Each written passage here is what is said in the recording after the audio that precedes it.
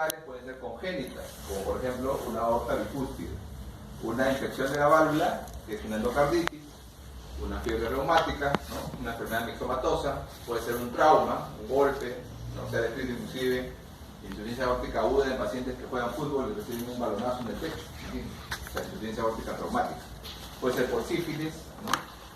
En enfermedades de la base de la aorta, disección de la aorta, degeneración quística, el síndrome de Marfan, que es un cuadro congénito, aneurisma familiar, y puede ser inflamación de toda la aorta, que se llama aortitis por hipertensión. Son las causas más importantes de la insuficiencia aórtica.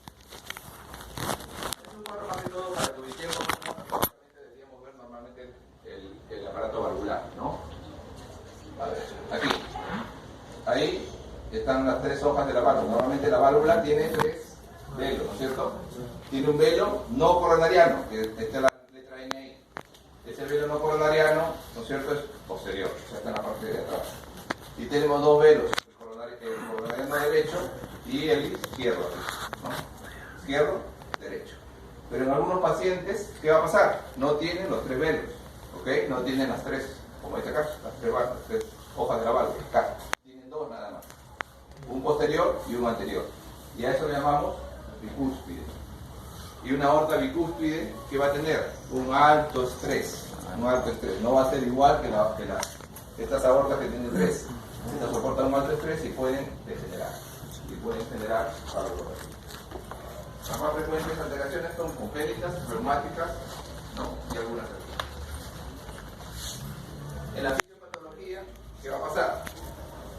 Cuando la válvula aórtica es insuficiente, ¿no es cierto?, y no cierra bien, la presión de la aorta en diástole va a ser mayor que la presión del ventrículo en la diástole, el ventrículo izquierdo.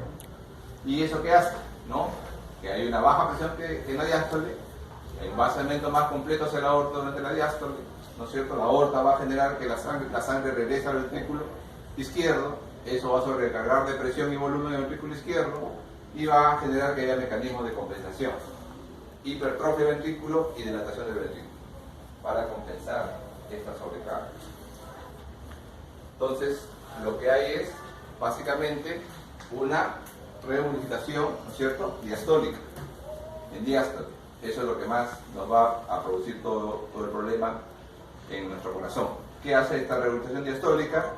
Aumenta, ¿no es cierto?, el volumen, porque la sangre regresa, ¿no es cierto?, regresa al ventrículo izquierdo. También va a aumentar el volumen que la sangre se tiene que expulsar, porque tiene que compensarse, ¿no es cierto?, para que se mantenga un gasto adecuado, este retorno, tiene que aumentar el volumen que se eyecta. Eso va a disminuir la presión, ¿no?, en la aorta en diástole, porque como no hay un mecanismo de cierre, la presión diastólica en la aorta va a caer rápidamente. Y va a haber un menor volumen efectivo, ¿no?, que la sangre va para adelante, es un menor volumen de stroke, menor volumen para que la sangre pueda ir para adelante. En lo que respecta al aumento de volumen del ventrículo izquierdo, eso también coincide con un aumento de masa del ventrículo izquierdo por mecanismo de compensación, genera una difusión del ventrículo izquierdo y genera al final un aumento de la presión diastólica final del ventrículo izquierdo. Eso genera disnea, porque esta presión aumentada en diástole final, ¿hacia dónde va? Va hacia atrás, ¿no es cierto? Va hacia la aurícula izquierda, va hacia las venas pulmonares, hacia los capilares pulmonares y genera congestión pulmonar. Entonces, eso explica la disnea aquí. El aumento del volumen de stroke, ¿no es cierto?, aumenta la presión sistólica, acá, ¿no es cierto?, aumenta la presión sistólica, y eso que va a aumentar el consumo miocárdico de oxígeno, ¿ok?, el consumo miocárdico de oxígeno. Entonces hay un aumento de demanda, necesitamos más oxígeno, pero a la vez, ¿qué va a pasar? ¿No es cierto?, a la vez va a pasar que la presión en diástole de la aorta va a disminuir y el tiempo diastólico va a disminuir. Entonces, ¿qué hace eso? Baja, ¿no?, el suplemento de oxígeno, o sea, el aporte. O sea, por un lado tenemos aumento de consumo y por otro lado tenemos baja de aporte. ¿Eso que genera al final? Un desbalance, ¿no es cierto? Un desbalance. Si aumenta el consumo y baja el aporte, ¿no es cierto?, al final hay un déficit oxigenatorio. Y eso conduce a lo que se llama isquemia miocárdica. Y la isquemia miocárdica que lleva a la falla del ventrículo izquierdo. Y al final el paciente la ubica con falla, ¿ya? Esa es la fisiopatología de la insuficiencia aórtica. ¿Cuáles serían los síntomas? Los síntomas pueden deberse a qué? A que hay un aumento del volumen cardíaco, ¿no? Y aumento del volumen de eyección. Entonces va a haber palpitaciones, va a haber movimientos torácicos bastante notables, ¿no? Va a haber también insuficiencia coronaria, como hemos descrito, y eso lleva ¿a qué? A la aparición de angina, dolor precordial anginoso. Puede haber hipertensión diastólica del ventrículo izquierdo y también de la aurícula izquierda. Eso que va hacia atrás, ¿no es cierto? Hacia las venas pulmonares, capilares pulmonares, ¿no? Congestión. Y puede haber disnea, ¿no? Disnea, ortopnea, disnea paroxística nocturna e inclusive edema pulmonar. Y finalmente puede llevar eso a ¿qué? A que el pulmón se defienda de esta sobrecarga de presión y haga hipertensión pulmonar y compromete el lado derecho. Y al final va a haber edema, hepatomegalia, citis, todos los signos de falla derecha también. En la parte de la ocultación, ¿qué tenemos? ¿No es cierto? Pero lo que tenemos en la insuficiencia aórtica clásicamente es este soplo, ¿no? El soplo que se da en diástole, soplo diastólico. Ese soplo diastólico es el soplo típico de la insuficiencia aórtica. ¿Por qué puede haber este soplito aórtico, entre comillas, funcional? Porque como la sangre regresa hacia el ventrículo izquierdo en diástole, eso aumenta el volumen de llenado final. Y esta misma sangre tiene que salir por la válvula aórtica. O sea que en sentido, digamos, no absoluto, sino relativo, es como que el anillo valvular es poco pequeño para todo ese volumen, y eso produce un soplo sistólico aórtico funcional. Pero la patología fundamental, o hallazgo fundamental, es el soplo diastólico que está descrito ahí. Soplo diastólico de la insuficiencia aórtica. En el examen físico, el primer ruido puede disminuir, ¿ya? El segundo ruido puede tener un desdoblamiento paradójico. Recordemos que el segundo ruido está formado por el cierre, ¿no? De las válvulas, ¿no? Aórtica y pulmonar. Ok.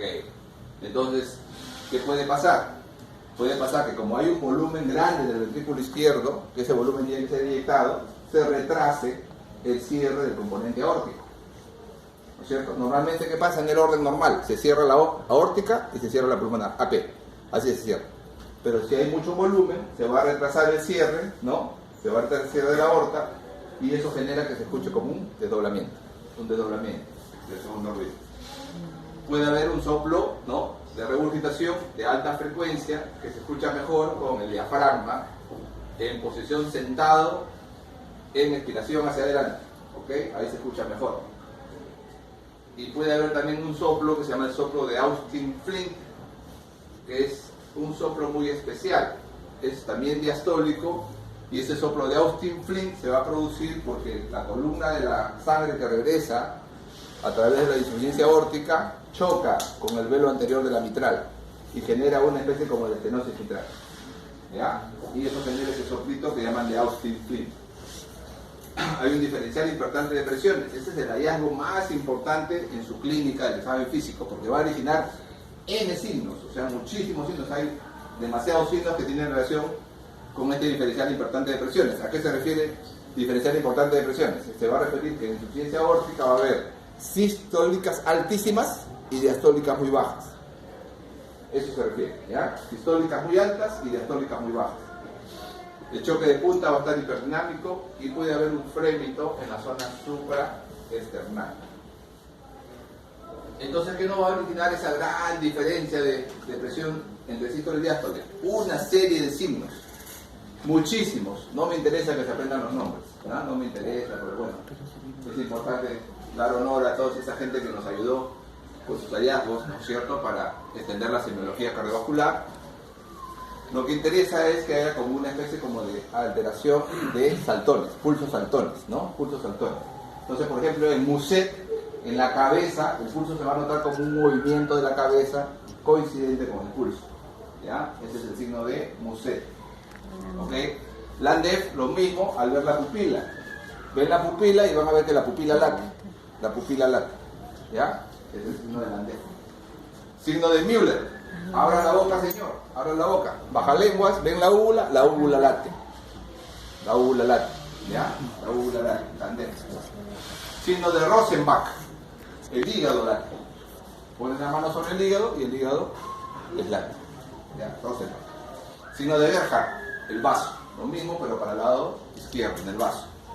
El signo de Quincke es fácil de ver, se ve las manos, ¿no? Extienda la mano, señor, se ve el lecho unguial y se ve que hay un pulso en la sangre del lecho unguial, ¿ya?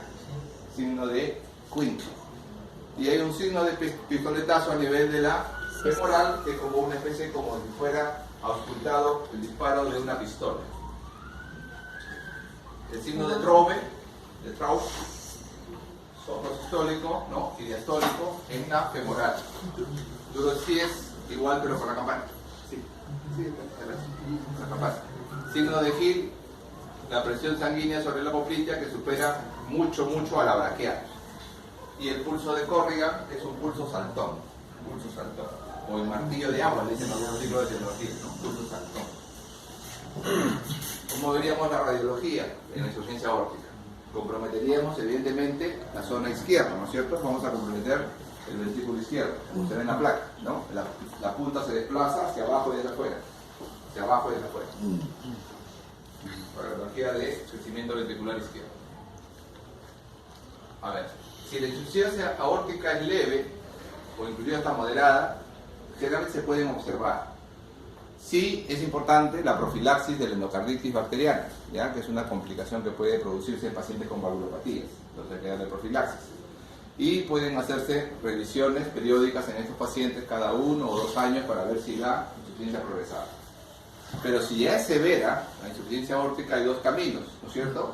Se sigue o un camino médico o un camino quirúrgico. En el camino médico se puede dar algunos medicamentos que mejoran un poco, ¿no?, la contractilidad, como por ejemplo la digital, ¿no?, la digoxina se puede dar. Y la idea es reducir el volumen ventricular izquierdo, ¿no?, mejorar la eyección, etc. También tendríamos que bajar, ¿no es cierto?, un poco la presión de la aorta para que la sangre vaya todo para adelante. ¿Eso cómo lo haríamos? Con vasodilatadores, ¿no?, de acción arterial, que reduzcan la cantidad de sangre que la aorta le regresa al ventrículo, para que la sangre vaya más para adelante. Puede darse, por ejemplo, tratamiento crónico con una droga calcio-antagonista, ¿no?, la nifedipina, que puede inclusive retrasar el momento de la cirugía. Cuando el paciente con insuficiencia aórtica ya, digamos, no responde, ya no tiene una buena evolución con el tratamiento médico, ¿no?, o los signos ecocardiográficos son de severidad, puede considerarse tratamiento quirúrgico. Entonces, la solución ahí es mecánica. Lamentablemente no hay pastilla, no hay medicamento, no hay fármaco que arregle la válvula. Tenemos que entrar a reparar o a cambiar. A diferencia de lo que pasa en la estenosis aórtica, cuando aparecen los síntomas de insuficiencia cardíaca, el ventrículo se encuentra por lo general irreversiblemente dañado. O sea, en este caso tenemos que ser muy atentos, o sea, no podemos esperar síntomas. Tenemos que estar siguiendo al paciente, porque si esperamos a que vengan los síntomas, ya generalmente el ventrículo está muy dañado. Entonces, incluso la falsa sintomática puede producirse una depresión de la función ventricular que no se recupera tras la cirugía. Entonces, muy importante el seguimiento. Anualmente citarlo, ver cómo está su ecocardiograma, ver la parte de la función. Es muy importante. Y recuperar al paciente. Entonces, en la ecocardiografía, ¿qué encontramos o qué tratamos de ver? Tenemos que determinar si los volúmenes ventriculares están creciendo. ¿Ok? Entonces determinamos por la ecografía el volumen del ventrículo. Y hacemos la medición de esto, que es muy importante, se llama la fracción de eyección. ¿Qué significa la fracción de eyección? Significa del porcentaje de llenado, cuánto en porcentaje el corazón es capaz de expulsar. Lo normal es 60%. Eso es lo normal. ¿Ya? Entonces medimos la fracción de eyección. Entonces lo hacemos por ecocardiografía, ¿no? Y debe realizarse, como bien decíamos, a intervalos seriados. Cada 6 meses o 12 meses como máximo, si la insuficiencia aórtica es severa. Las cifras que habitualmente se aceptan son un diámetro telesistólico por encima de 45 a 50 milímetros, o sea 5 centímetros, una fracción de eyección por debajo del 50% y un volumen telesistólico superior a 55 mililitros por metro cuadrado. Por eso le llaman la regla de los 5, ¿no es cierto? La regla de los 5, ¿no? 5 centímetros, ¿no? 50% de fracción de eyección y 55 de volumen telesistólico. ¿Ya? La regla de los 5 para decidir la cirugía. Entonces, en el manejo de la insuficiencia aórtica, diagnosticamos por el hallazgo que hemos dicho, ¿no es cierto? Encontramos el signo de Muset, ¿no? El signo de Quincke, etc. Pensamos en insuficiencia aórtica, ¿no? Tomamos la presión, tiene 180 sobre 40. le hacemos la ecografía. Entonces tiene insuficiencia aórtica. Si tiene síntomas, ¿no es cierto? Cirugía. Con el riesgo inclusive que ya estemos tardes. Ya estaremos tardes. No tiene síntomas, ecocardiograma. Función ventricular deprimida, cirugía. Función ventricular buena, seguimos. ¿Ya? Si llegamos a la regla de los 5, decirle al paciente que a pesar que no tiene síntomas, tiene riesgo de daño irreversible. ¿Ok? Opérale. Entonces, fracción de eyección 50% menos, ¿no es cierto? Diámetro telesistólico menor de 50, ¿no? O volumen telesistólico de 55. ¿Ya? Sí. La profilaxis para endocarditis es importante en la insuficiencia aórtica y debe ser dada para ciertos procedimientos. Los medicamentos. Generalmente usan penicilinas o ampicilinas, o sea, de los beta-lactanos los usan ahí para prevención. Una pregunta, si el paciente no tiene sintomatología, ¿cómo es que se le hace el diagnóstico? Porque viene por alguna otra patología. Claro, el paciente viene por otra patología. Viene, por ejemplo, para un riesgo quirúrgico, o viene porque el médico internista lo está haciendo un seguimiento porque es diabético. Pero con el ecocardiograma también. El ecocardiograma le tienes que pedir, ¿no es cierto? Claro, si haces el diagnóstico de insuficiencia aórtica, le pides de todas maneras, porque lo que tienes que evaluar es la fracción de eyección. Entonces tienes que ver la función ventricular. Entonces el paciente está asintomático, pero muchos están asintomáticos. Hemos visto que muchos pacientes todavía mantienen gasto, ¿no es cierto? Porque comienzan a dilatar, pero ya tienen compromiso, o sea, ya están comprometidos. Entonces tú le tienes que decir, señor, usted no siente síntomas, pero su función ventricular está afectada, tiene que operarse. O sea, tienes que explicarle al paciente, ¿no? Muchos pacientes son reacios a la cirugía, y es evidente, nadie quiere operarse por gusto. Pero hay que explicarle que si no se opera, el daño puede ser irreversible, ¿ya? Y la función ventricular, inclusive, si está deprimida, como hemos visto en algunas diapositivas, aún con la cirugía ya no se recupera. Ya no se recupera. Una vez que deprimes la función ventricular, puedes quedar con eso deprimido. ¿Ya? ¿Ya? Síntomas se refieren a los síntomas que estamos viendo en la parte inicial, ¿no es cierto? La disnea, la fatiga, ¿no? La congestión pulmonar, esos síntomas me refiero. Pero el paciente puede venir por otras cosas, ¿no? El paciente puede venir porque es un diabético, porque tiene una infección en la pierna, porque tiene una infección urinaria. Le examina, porque somos médicos y no solamente vemos la parte que nos interesa, examinamos todo, tomamos la presión y encontramos 170/40. Le examinamos el corazón y encontramos soplo diastólico en foco aórtico. ¿Qué le decimos? Usted no viene por eso, pero tiene que hacerse la ecocardiografía. ¿Ya? Tiene que hacerse. Tiene que hacerse la ecocardiografía. Entonces, en resumen, la insuficiencia aórtica es fácilmente diagnosticable, sí. Si ponemos atención, la podemos diagnosticar. ¿Qué tenemos que buscar? Signos de mucho pulso, mucha presión de pulso. Mucha presión de pulso. ¿Qué es la presión de pulso? Es la diferencia entre la sistólica y la diastólica. Eso es lo que tenemos que buscar, nada más. ¿Y cuáles son los signos de pulso alto? Todo aquello que indique que el pulso, ¿no es cierto?, el latido es muy intenso. ¿Ok? El signo de Traube, el signo de Muset, ¿no? El signo de Lang, el signo de Winkel, hay un montón de signos. Todo eso buscamos, ¿ya? O sea, tenemos que diagnosticar insuficiencia aórtica, ya no nos podemos olvidar del diagnóstico y ya no podemos olvidarnos que requiere un tratamiento, ¿no? Tratamiento, como hemos visto. Tratamiento. ¿Qué supone la intervención? Cuando ya decidimos que debe operarse el paciente, sustituimos la válvula, ¿no es cierto?, que está mala, por una prótesis. Le ponemos una válvula protésica ahí. Cuando existe una importante dilatación de la raíz aórtica, lamentablemente ya no basta con la prótesis, porque la prótesis en una válvula, en una raíz aórtica muy dilatada, no va a ayudarnos, va a ser como si fuera una estenosis. Tenemos que cambiar todo, ¿ya? Entonces ponemos lo que se llama tubo valvulado. Tubo valvulado, y tenemos que reimplantar inclusive ahí las arterias coronarias. Recordemos que las arterias coronarias nacen justamente donde está la válvula aórtica, en los senos de Valsalva. Ahí nacen las arterias coronarias. El riesgo quirúrgico depende de qué, va a depender de la función ventricular, por eso tenemos que hacer el seguimiento, ¿no? Señor, mire, su ecocardiografía de este año está en 56% de fracción de eyección, el año pasado estaba en 60%. Ojo, la función ventricular está cayendo. Cuando llegue a 50 o menos de 50, cirugía, ya no podemos esperar, no debemos esperar. Algunas veces se pueden reparar las válvulas aórticas y se evita la instalación de esa prótesis. ¿Por qué? Porque la prótesis viene con sus problemas. Toda prótesis requiere anticoagularse, ¿ya? Y la anticoagulación a veces es difícil. Entonces es mejor a veces tratar de reparar la válvula. Pero estas técnicas tienen que ser hechas por equipos que tienen alta experiencia en reparación valvular, que no son muchos, la verdad, no son muchos. Y permiten adelantar la indicación quirúrgica en algunos casos, ¿no? Seleccionados. O sea, no esperar a que llegue a 50, sino que si soy un team quirúrgico muy bueno y yo veo que mi paciente tenía 58, 56, 55, ¿no? Ya digo, mejor operar. ¿No? No espero más, no espero que llegue a 50. Estenosis aórtica.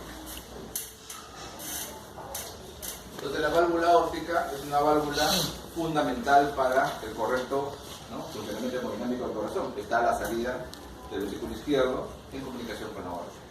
Se puede obstruir o estenosar en algunos casos, ¿no? Por ejemplo, en casos de enfermedad reumática, en caso de enfermedad degenerativa y en caso de problema congénito. Entonces puede haber una obstrucción a la salida de ¿qué? De la sangre, ¿no?, a nivel del ventrículo izquierdo, a la salida de la aorta, y incrementa la gradiente, por lo tanto, entre ese ventrículo y esa aorta. La gradiente se incrementa. La sangre, por lo tanto, no es libremente circulante desde el ventrículo hacia la aorta porque la válvula está cerrada, está estenosada. Se cerró la válvula. Ahora, en la estenosis aórtica es importante recordar varias cosas. Primero, que la obstrucción a la eyección ventricular izquierda no necesariamente es únicamente valvular. Hay que recordar eso. Entonces muchas veces hacemos el diagnóstico de estenosis aórtica, le decimos cámbiese la válvula y no solucionamos el problema. Recordar que la obstrucción puede ser supravalvular, subvalvular o por producto de una miocardiopatía hipertrófica con movimiento sistólico anterior de la mitad. ¿Ya? Cuando es valvular puede ser congénita o puede ser adquirida. Si es adquirida, puede ser degenerativa o puede ser fiebre reumática. Entonces aquí tenemos ejemplos, ¿no?, de una válvula aórtica normal, abierta. Vean ustedes cómo los cerebros se abren perfectamente, muy bien, y cerrada aquí, ¿no? Cerró como el signo, ¿cómo se llama este signo? Del Mercedes-Benz. De Mercedes-Benz. Signo del Mercedes-Benz, ¿no? El Mercedes-Benz. Y cuando la válvula está estenosada que tenemos, abre mal, ¿no? Comparen esta abierta aquí con esta apertura acá, abre poco. ¿Ya? Signo del Mercedes-Benz.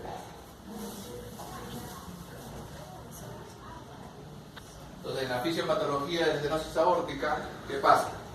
Se reduce la apertura de la válvula, ¿no es cierto? La válvula ya no abre bien. Hay un gradiente de presión entre el ventrículo izquierdo y la aorta, ¿no? ¿Y eso qué lleva? Que haya mucha presión dentro del ventrículo y tiene que haber una hipertrofia izquierda concéntrica para compensar. ¿Ya? Como mecanismo de compensación se hipertrofia el ventrículo izquierdo concéntricamente. Hipertrofia concéntrica. ¿Eso qué origina? Disminuye la extensibilidad del ventrículo izquierdo, ¿no? Es como cuando ustedes ven a sus amigos que van al gimnasio, ¿no es cierto? Cuando ustedes tienen sus amigos que van al gimnasio, ¿cómo los ven? Si los llaman a ustedes, ¿no? Hola Pedro, ¿acaso Pedro hace así? No, Pedro hace así. Porque es como, está hipertrofiado, ¿no es cierto? Como un robot. No tiene flexibilidad, ¿ya? Eso pasa con un músculo hipertrofiado y flexibilidad disminuida. ¿Eso que aumenta? Necesidad de oxígeno, ¿no es cierto? Mayor necesidad de oxígeno por el miocardio. ¿Qué síntomas puede darnos la estenosis aórtica? Puede ser asintomática, ¿ya? Cuidado, puede ser asintomática. Pero puede producir el cuadro clínico fundamental, ¿no?, que debemos sospechar en la estenosis aórtica. Son las 3 Ds. Las 3 Ds, miren. Disnea, dolor, desmayo. Disnea, dolor, desmayo. 3 Ds. Disnea, dolor, desmayo. Disnea, evidentemente, ¿no es cierto? Disnea de esfuerzo, ¿no? Dolor, no es cualquier dolor, es un dolor anginoso, angina de pecho, y desmayo, síncope, que es como si un equivalente, ¿no? Las 3 Ds. No se olviden de las 3 Ds porque eso va a marcar la necesidad de operación, la necesidad quirúrgica. Signos: pulso arterial parvus y tardus. Parvus significa de amplitud reducida y tardus significa que demora después del primer ruido, demora en darse la onda de pulso después del primer ruido. Choque de punta muy intenso y hay un soplo, ¿no es cierto? Soplo clásico, es el soplo más característico que puede haber en cardiología. Es el soplo clásico eyectivo de la estenosis aórtica, que va al cuello. Este soplo no se puede volver a subir, soplo sistólico aórtico eyectivo. Entonces, un soplo que se da en la fase mesosistólica. en foco aórtico con irradiación al cuello, tiene forma romboidal. O sea, en la fase inicial de la sístole casi no se escucha y va aumentando hacia el medio y luego baja. ¿Ya? Ese es el típico soplo de estenosis aórtica. Irradiado al cuello. Desdoblamiento paradójico del segundo ruido cardíaco. Puede haber presencia del cuarto ruido y puede haber una disociación estetoacústica. Se refiere más que todo a que tú puedes escuchar de repente un soplo, ¿no es cierto? Un soplo muy intenso y la estenosis no ser muy importante. Está disociado. La angina, ¿por qué se produce? O sea, el dolor de pecho. Ese dolor que es uno de los datos fundamentales para el diagnóstico. Se produce porque o hay una falta de aporte de oxígeno, ¿no es cierto? O por un aumento de la demanda de oxígeno miocárdica, o por enfermedad coronaria asociada. Por lo tanto, en todo paciente que tiene una estenosis aórtica, ¿no es cierto?, que tiene angina, debemos considerar la enfermedad coronaria. Se asocia muy frecuentemente. ¿Ya? Consideremos eso. Desmayo o síncope, ¿por qué se produce? Porque se obstruye, ¿no es cierto?, el tracto de salida ventricular, hay obstrucción a la salida, menos sangre al cerebro y me desmayo. Y hay una dificultad, ¿para qué? Para aumentar el gasto cardíaco. Entonces es muy común que el paciente con estenosis aórtica, el médico no se percate que tiene la estenosis y lo lleve a la prueba de esfuerzo. Diga, hago una prueba de esfuerzo porque tengo dolor de pecho. Va a la prueba de esfuerzo y se desmaya. ¿Ya? Porque no es capaz de aumentar tu gasto, no puede. No puede porque hay una obstrucción fija a la salida del ventrículo izquierdo. Y finalmente la disnea, ¿no?, que es un dato de insuficiencia cardíaca por disfunción tanto de sístole o diástole y porque puede haber una fibrosis, ¿no es cierto?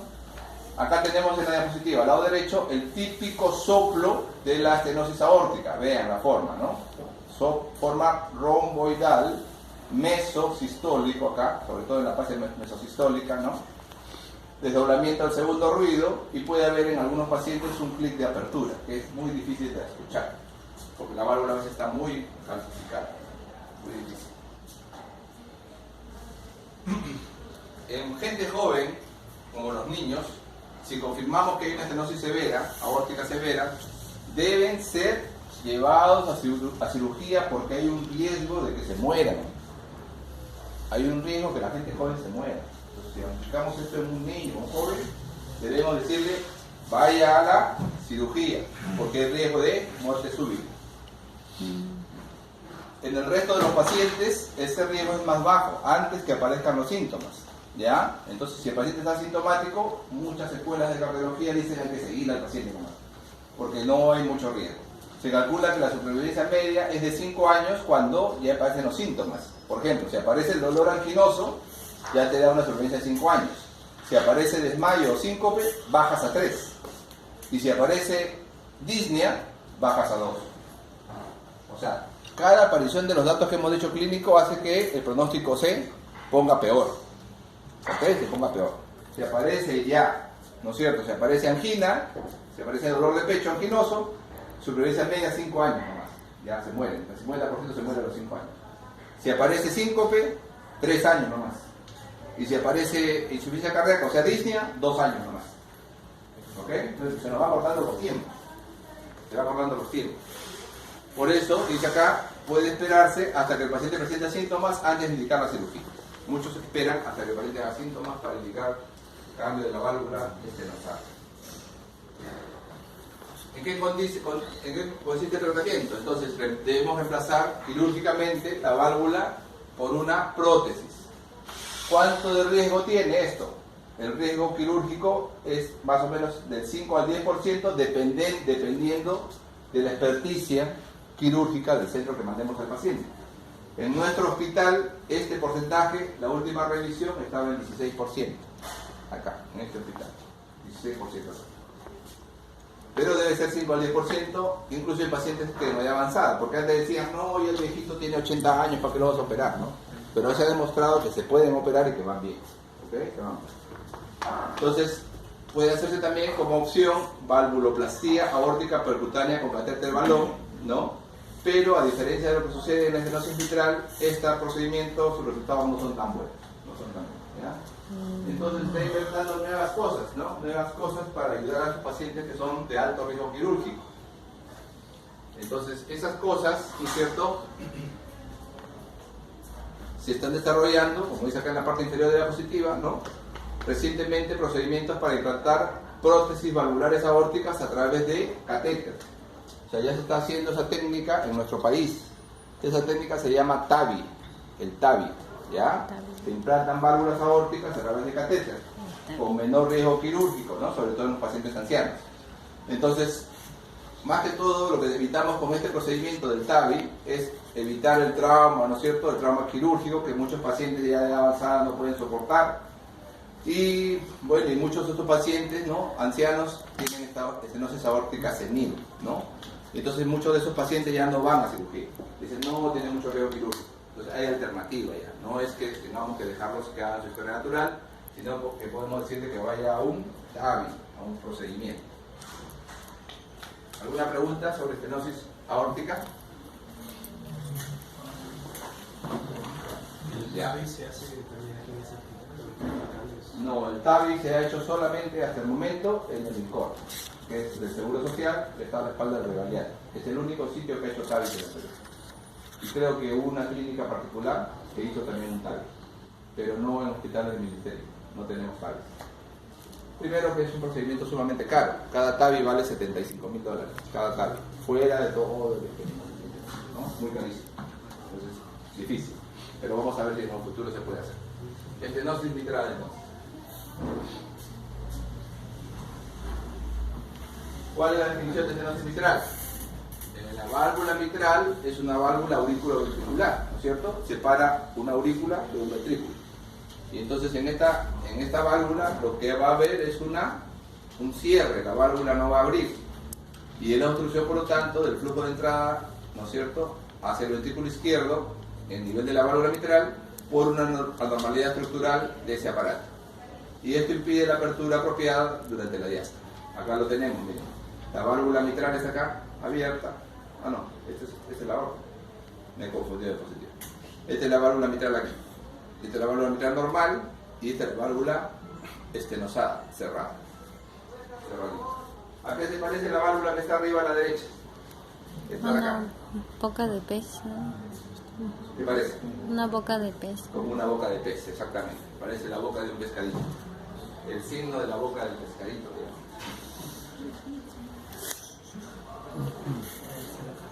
En la etiología de la estenosis mitral, generalmente hay una historia de fiebre reumática en nuestro país, ¿no? Sigue siendo una causa importante de la fiebre reumática acá.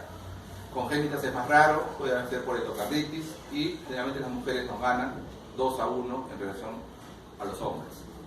Y hay unas causas un poquito menos frecuentes de estenosis mitral, como el mixoma, como el trombo, como enfermedades como la mucopolisacaridosis, como la calcificación del anillo y en algunas enfermedades inflamatorias o las neuropatías tipo lúpica o artritis reumatoide. En la fisiopatología, ¿qué va a haber? Como la válvula mitral está cerrada, va a generarse un gradiente de presión entre la aurícula y el ventrículo en la diástole. Eso aumenta la presión en la aurícula izquierda, eso aumenta la presión en las venas pulmonares, eso aumenta la presión en las capilares pulmonares y en el ventrículo derecho. O sea, es una alteración en la cual el ventrículo izquierdo se la pasa de cantor. ¿Sí o no? El ventrículo izquierdo está cantante, ¿no es cierto? El ventrículo izquierdo ahí... ¿Cuál es el problema con el ventrículo izquierdo aquí? ¿No? Porque el problema es antes del ventrículo izquierdo. El problema está en la válvula mitral, que no abre bien y no permite el llenado de la aurícula izquierda del ventrículo. Por lo tanto, todo lo que sufre son hacia atrás. Sufre la aurícula izquierda, sufre las venas pulmonares, sufre los capilares pulmonares, ¿no? Sufre el ventrículo derecho, arteria pulmonar, ventrículo derecho, y sufre la aurícula derecha. Todo para atrás, ¿no es cierto? Ahí está el problema. Todo sufre. Entonces, ¿qué va a haber? El ventrículo izquierdo se la pasa de cantor, está chévere, impulsa la sangre, pero ¿qué pasa? Le llega poca sangre, ¿no es cierto? Porque la válvula mitral está cerrada, entonces se llena poco. Por lo tanto, el gasto disminuye. El gasto cardíaco disminuye. La aurícula izquierda sufre, ¿no es cierto? ¿Qué sufre? Si se cierra esto, la sangre no pasa, la sangre queda ahí como en un éxtasis y eso genera trombosis. ¿No? Trombosis. Los velos se engrosan, ¿no? Hay trombos sobre todo a nivel de lo que se llama el apéndice auricular, ¿no? La orejuela que le llaman en la anatomía, la orejuela izquierda, ¿no? El ventrículo izquierdo se puede reducir de tamaño, hacia atrás, ¿no es cierto? Se dilata la aurícula izquierda, aumenta la presión en las venas pulmonares, dilata las venas pulmonares, dilata el ventrículo derecho, hay hipertrofia del ventrículo derecho, hay hipertensión pulmonar, se dilata la aurícula derecha porque el velo tricuspidio puede estar insuficiente, regurgita la sangre, o sea, todo se complica, ¿ya? Todo se complica. Ahí es una desgracia. Entonces, ese es el problema con la estenosis de la válvula mitral. ¿De qué depende la gravedad? Depende de la historia natural y de la evolución y de la presión hemodinámica. Eso se ve en valores según la ecografía. Entonces tenemos una ecografía ahí arriba, lo que tenemos aquí es la válvula mitral. Acá abajito, acá abajo, aurículas, ¿ya? Aurículas abajo. Arriba, ventrículos. Esto es la aurícula izquierda y esta es la válvula mitral. Donde ven este puntito blanquito, esa es la válvula mitral. Ahí está engrosada los velos valvulares, ¿ya? Estenosis de la válvula mitral. Entonces uno hace las mediciones por eco y puede encontrar tres categorías.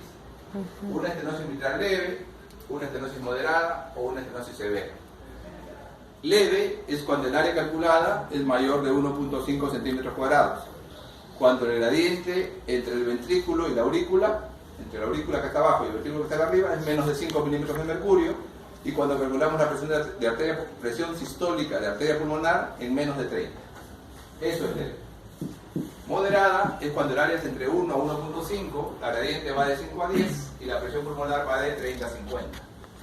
Y severa es cuando el área calculada es menor a 1 centímetro cuadrado, cuando el gradiente es superior a 10 milímetros de mercurio y la presión de la arteria pulmonar sistólica es mayor a 50. Eso es severo. ¿Cuál sería la clínica? Bueno, buscamos, como le decíamos, el antecedente periodo reumático en nuestro país y vamos a encontrarlo muy frecuentemente, casi en el 50% de los pacientes.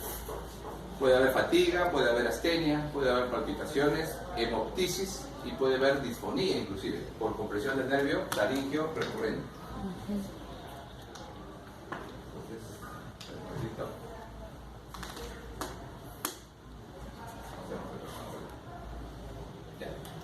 Entonces la disnea es el síntoma más importante y se explica en la fisiopatología por el aumento de la presión de la aurícula izquierda que va para atrás, ¿no? Y congestión del pulmón. La hemoptisis es un dato que se puede ver porque se puede romper las venas, ¿no?, endobronquiales y producir sangrado hacia la luz del bronquio y eso va como hemoptisis. Puede haber arritmias, la más común se llama fibrilación auricular, ¿ok? Es muy común y esto aumenta, ¿no es cierto?, la presión más alta en la aurícula izquierda. Y puede generarse por la fibrilación auricular, ¿no?, la formación de coágulos o trombos y dar un embolismo, ¿no?, un ACV, por ejemplo, un ACV cardiopólico. Puede verse por eso. Puede haber dolor torácico y puede haber datos de insuficiencia cardíaca derecha. ¿Cuáles son los datos clínicos? De falla derecha, la regurgitación yugular, los edemas, ¿no?, la hepatomegalia, dolor en el hipocondrio derecho y la ictericia. Puede verse eso, ¿no? Eso da datos a favor de compromiso derecho. En la exploración física, lo típico es la aparición de lo que se llama la fascia mitral, ¿no?, la fascia mitral, que tiene característicamente, ¿no?, un color medio rojo en la zona del pómulo, la región malar, cianosis en nariz, párpados y labios, ¿no?, y palidez de fondo. Se llaman la fascia tricolor o fascia de bandera francesa, porque tiene rojo, porque tiene azul y porque tiene blanco o pálido. En el pulso venoso yugular, la onda A es prominente, ¿ya? La presión arterial puede ser normal o puede bajar un poquito, y el choque de la punta en el ventrículo derecho, en el borde esternal izquierdo y en el espigacio se puede percibir, ¿no? Entonces podemos ver ahí como que el ventrículo derecho es el que predomina, más que el choque de punta hacia el lado izquierdo, vemos el impulso ventricular derecho. Ponemos ahí, ¿no?, la palma de la mano en el borde esternal izquierdo. A ver, esa es la fascia mitral. Ya notamos en el paciente entonces, ¿no?, lo que hemos dicho a nivel malar, ¿no?, las zonas rojas, rubicundas, a nivel del periorbitario, un color azul, ¿no?, cianosis, ¿no?, y de fondo media pálida. Por eso tiene la fase de la bandera francesa también, ¿no?, tricolor. En la exploración física podemos encontrar un frémito de la palpación diastólico en el ápex, ¿no es cierto?, porque es un soplo que se va a ver en la diástole. Y en la auscultación La característica de la estenosis mitral es típica. Es muy importante recordar las características auscultatorias de la estenosis mitral, muy importante. Entonces, ¿qué vamos a tener como características fundamentales acá? El fenómeno auscultatorio de la estenosis mitral. Primero, acá miren, primer ruido cardíaco, aumentado. Primer ruido aumentado. Segundo componente auscultatorio, chasquido de apertura, aquí, chasquido de apertura. Tercer componente, el soplo diastólico propiamente dicho. Y cuarto componente, el refuerzo presistólico. Entonces, cuando preguntemos en el examen cuáles son los componentes auscultatorios de la hallazgos auscultatorios de estenosis mitral, le dicen primer ruido aumentado, chasquido de apertura, soplo diastólico, refuerzo presistólico. No se olvide, eso viene de todas maneras en el examen. ¿Ya? Primer ruido cardíaco aumentado, chasquido de apertura, soplo diastólico acá y refuerzo presistólico. A esta cadencia le llaman en algunos libros soplo de Durosies o soplo de maquinaria. Se parece como cuando uno está en la estación del tren de Francia, por eso lo pusieron Durosies, y se escucha como el inicio de la salida del tren, soplo de maquinaria. Tarruf, tarruf. ¿Ya? ¿Y dónde se escucha? En el foco mitral, donde está acá, foco mitral. ¿Ya? La placa de tórax, como hemos dicho, el ventrículo izquierdo. ¿Qué pasa con nuestro ventrículo izquierdo? No crece mucho, ¿ven? No crece mucho nuestro ventrículo izquierdo. El problema es hacia atrás. Entonces, ¿qué va a dar? Cono pulmonar, ¿no? Prominente, crecimiento de las cámaras derechas, ¿no? Las cámaras derechas comienzan a crecer, ¿ya? Ahí se ve todo el borde derecho, ¿no? Que indica crecimiento o hipertrofia derecha de la aurícula derecha. Y cuando hacemos una radiografía de tórax lateral, al paciente se le hace tomar una sustancia que se llama bario. Y la sustancia de bario va por el esófago. El esófago está marcado acá en blanco, ¿ven? Este esófago. ¿Y qué notamos? Que en vez de bajar derecho, tiene una curvatura. ¿Por qué? Porque la aurícula izquierda está inmensa. La aurícula izquierda crece. ¿Y hacia dónde crece nuestra aurícula izquierda? Hacia atrás. Y al ir hacia atrás, comprime el esófago. Y muchas veces da problemas de disfagia y disfonía. Porque al crecer la aurícula izquierda comprime el nervio laringio recurrente y el paciente habla como que no se le escucha bien, ¿ya? No puede hablar bien, ¿ya? Típico de la estenosis mitral. En el electrocardiograma, ¿qué va a haber? Va a haber signos de dilatación de la aurícula izquierda y la onda P se hace ancha y mellada, la onda P, como una M. Es una onda P bifásica. Ya no es una onda P de un solo componente, sino tiene dos fases, como si fuera el lomo de un camellito. Puede haber hipertrofia ventrículo derecho. ¿Cómo reconocemos la hipertrofia ventrículo derecho? Por esto. En B1, en la dirección B1, esta que está acá, la B1, la onda R debe ser chiquita y la onda S debe ser grandota. Pero en la estenosis mitral puede darse el caso que el ventrículo derecho sea muy grande y la onda R se hace muy grande. ¿Ya? Y puede haber arritmias auriculares. ¿Cómo reconocemos la arritmia auricular? Porque aquí tenemos las ondas P que cambian de morfología en algunas partes. Se llaman contracciones auriculares prematuras.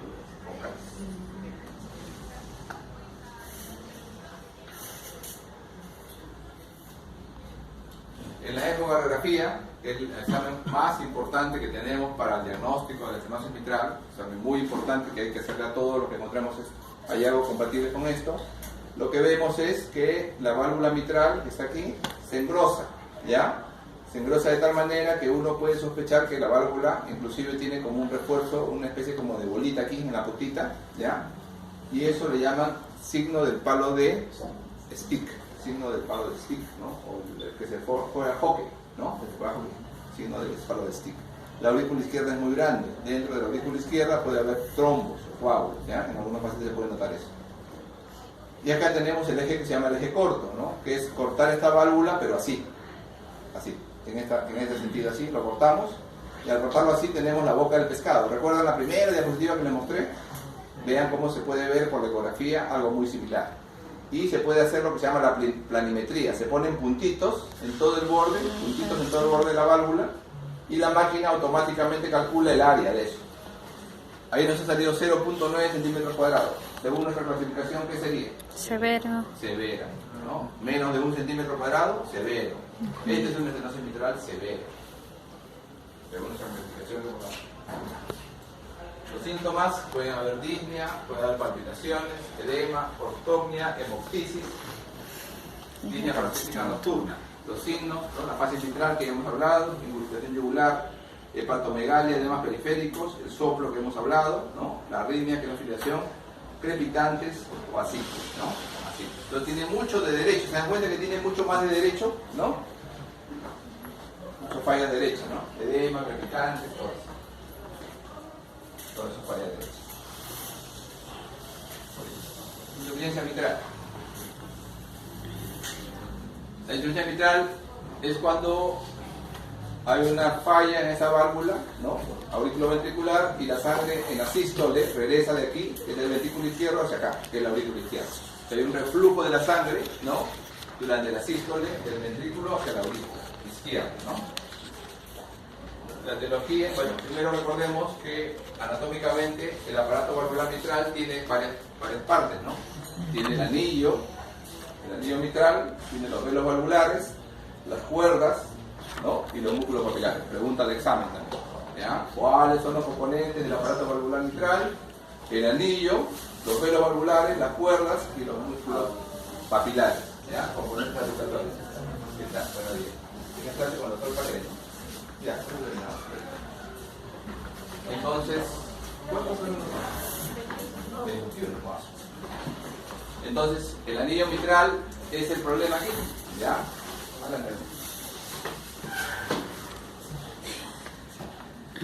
Porque puede haber cambios mixomatosos, ¿ya? Puede haber colapso de la válvula mitral, puede haber una cardiopatía reumática, una endocarditis infecciosa, puede haber ruptura de las cuerdas, enfermedad vascular de colágeno, calcificación del anillo, o puede haber trauma.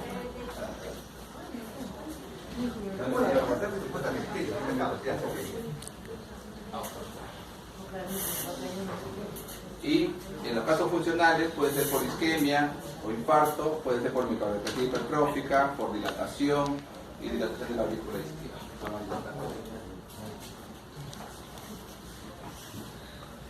Hay fases de este problema. Fase aguda, que puede deberse a ruptura repentina de las cuerdas o del músculo papilar, o de un infarto, por ejemplo.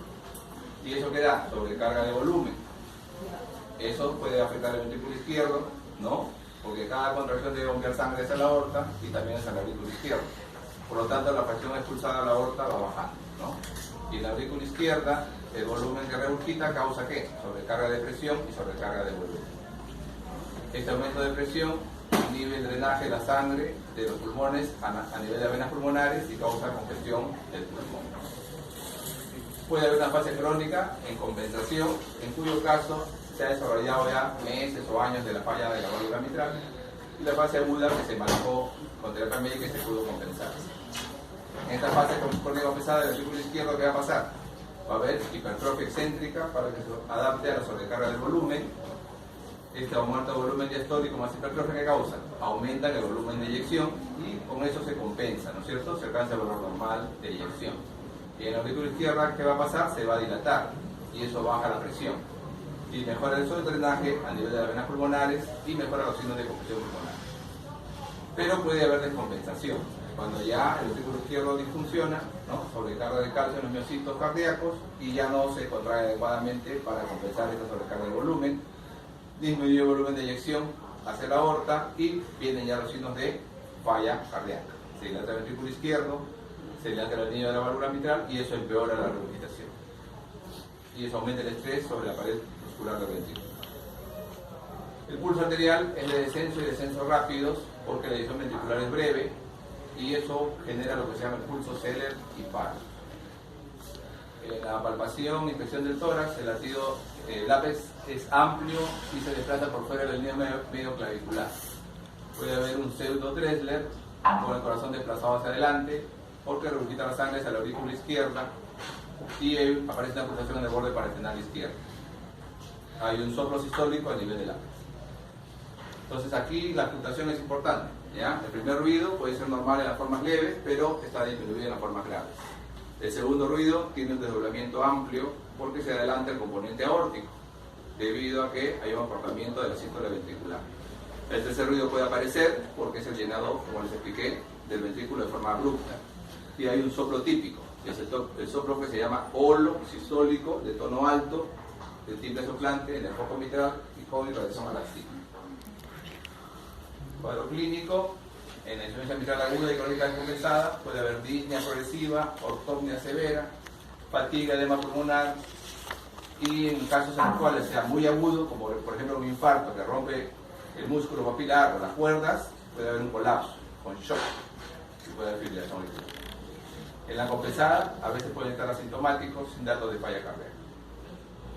Recordar nada más de la fisiopatología que hemos estado hablando, de las causas, del cuadro clínico que ya hemos hablado, el soplo sistólico, ¿no? El examen físico que estamos viendo ahí, ortopnia, adelgazamiento, ¿no? Signos de vasoconstricción, disnea, taquipnia, taquicardia. Entonces, ¿qué hacemos? Si nos sospechamos de disnea mitral, pues encontramos un soplo sistólico, evaluamos la posible etiología, pedimos una ecocardiografía, ¿no? Y vemos si lo debemos a cirugía, ¿no? Según la severidad, o seguimos. Las moderadas y severas sin síntomas, si personas son preservadas, se pueden seguir. Y se hacen ecos periódicos cada 6 meses o cada año para ver si se transforma en algo serio. El tratamiento farmacológico va a reposar en digoxina, diuréticos y vasodilatadores. La digoxina va a ser útil cuando el ventrículo está dilatado y con la fracción de eyección deprimida. Sí consiste sobre todo fibrilación auricular. Y los diuréticos, ¿qué va a pasar? Ayudan a tratar la conmoción pulmonar y a reducir los síntomas derivados. Puede usarse en algunos casos especiales inhibidores de enzima convertidora y la lacina. ¿Para qué? Para reducir la resistencia de las arterias y que el ventrículo izquierdo eyecte, ¿no?, más sangre hacia la aorta y menos regurgito. ¿Ya? Bueno, vamos a dejarlo ahí. Todas las diapositivas se las voy a pasar al delegado. ¿Ya? Para que